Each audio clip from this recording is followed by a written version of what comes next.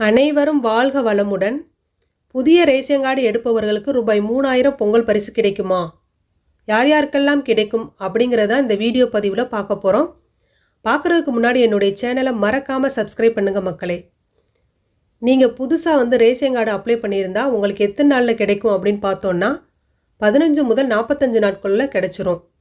Ration கார்டில் நீங்கள் வேறு ஏதாவது திருத்தம் பண்ணணும்னு நினச்சா அதை திருத்தி அதுக்கான ஆவணங்கள் என்ன அப்படிங்கிறத அந்த ஆவணங்களை பூர்த்தி செஞ்சு கொடுத்துருங்க. கொடுத்தா உங்களுக்கு கண்டிப்பாக பொங்கல் பரிசு 3000 கிடச்சிரும். முக்கியமாக ஆவணங்கள் கரெக்டாக இருக்கணும். மற்றபடி வேறு யார் யாருக்கெல்லாம் கிடைக்கும் அப்படிங்கிறத பார்ப்போம்.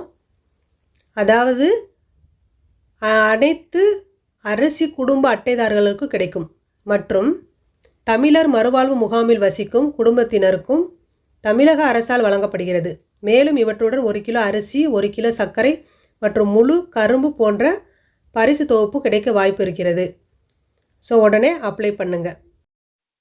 மறக்காமல் என்னுடைய சேனல் லைக் பண்ணுங்கள், ஷேர் பண்ணுங்கள், சப்ஸ்கிரைப் பண்ணுங்கள். பக்கத்தில் இருக்கிற ஆளுங்கிற பெல் ஐக்கானை கிளிக் பண்ண மறந்துடாதே. அப்போ தான் நான் போடுற வீடியோ உங்களுக்கு நோட்டிஃபிகேஷனாக வரும். தேங்க்யூ வெரி மச் மக்களே.